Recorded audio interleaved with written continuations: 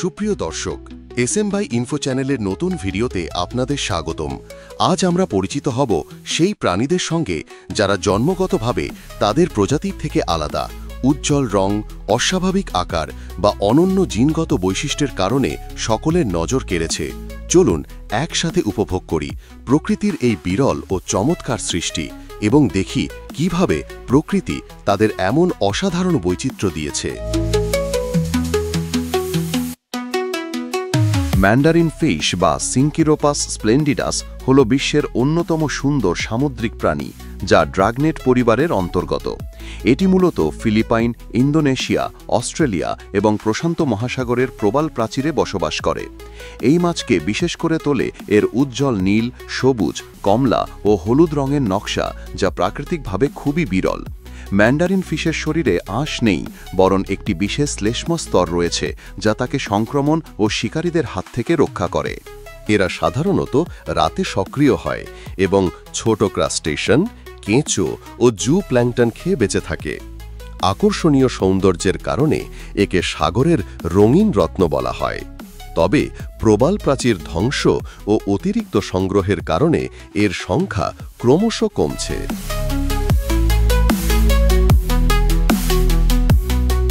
Snow leopard বা Panthera উনসিয়া হল মধ্য ও দক্ষিণ এশিয়ার পাহাড়ি অঞ্চলের এক রহস্যময় ও সুন্দর বন্যপ্রাণী।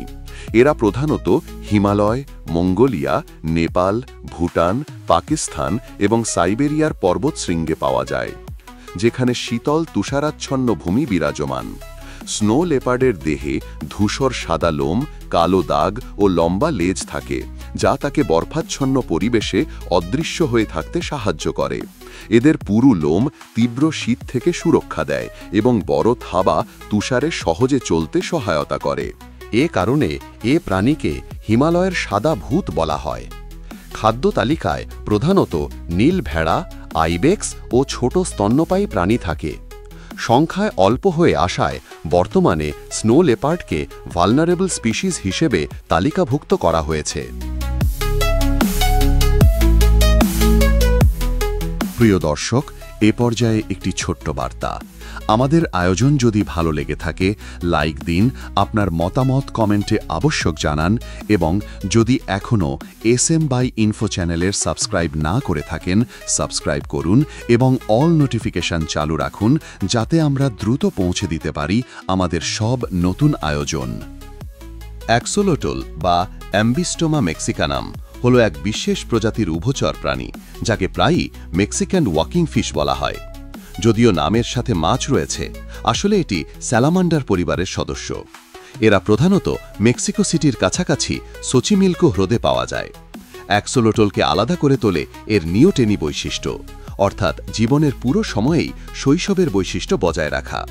ফলে পূর্ণবয়স্ক হয়েও এটি জলেই বাস করে এবং বাহ্যিক ফুলকা দিয়ে শ্বাস নেয়। স্বচ্ছ গোলাপি, সাদা, কালো বা সোনালি রঙে পাওয়া যায়, যা একে অনন্য সৌন্দর্য দেয়। এদের পুনর্জন্ম ক্ষমতা অত্যন্ত বিস্ময়কর। হাত পা, মেরুদণ্ড, এমনকি মস্তিষ্কের কিছু অংশ পুনর্গঠন করতে সক্ষম। এই বৈশিষ্ট্যের কারণে অ্যাক্সোলোটল চিকিৎসা ও বৈজ্ঞানিক গবেষণায় অত্যন্ত গুরুত্বপূর্ণ। বর্তমানে পরিবেশ দূষণ ও নগরায়নের কারণে এ প্রাণীটি ক্রিটিক্যালি এন্ডেঞ্জার্ড তালিকায় রয়েছে। ময়ূর পৃথিবীর অন্যতম সুন্দর ও রাজসিক পাখি, যা ফেজান্ট পরিবারের অন্তর্গত। এরা প্রধানত ভারত, শ্রীলঙ্কা, বাংলাদেশ, পাকিস্তান এবং দক্ষিণ এশিয়ার বিভিন্ন অঞ্চলে পাওয়া যায়। পুরুষ ময়ূরের সবচেয়ে আকর্ষণীয় বৈশিষ্ট্য হল এর লম্বা ও রঙিন লেজ, যা সবুজ, নীল, সোনালি ও বেগুনি রঙে ঝলমল করে। প্রজনন মৌসুমে পুরুষ ময়ূর লেজ মেলে ধরে স্ত্রী ময়ূরকে আকৃষ্ট করে, যা প্রকৃতির অন্যতম চমকপ্রদ প্রদর্শনী। ময়ূরের ডাক বর্ষার আগমনের সংকেত হিসেবেও বিবেচিত হয়। হিন্দু ও বৌদ্ধ সংস্কৃতিতে ময়ূরকে পবিত্র প্রতীক ধরা হয় এবং এটি ভারতের জাতীয় পাখি। স্ত্রী ময়ূর তুলনামূলকভাবে ছোট ও কম রঙিন হলেও সৌন্দর্যে কম নয়।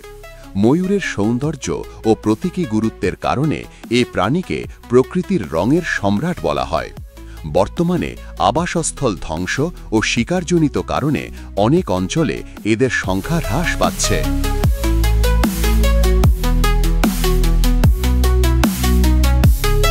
আমাদের আয়োজন ভালো লাগলে SM/Info চ্যানেলটি সাবস্ক্রাইব করে অল নোটিফিকেশন অন করুন, লাইক, কমেন্ট এবং শেয়ার করে অন্যদের দেখার সুযোগ করে দিন।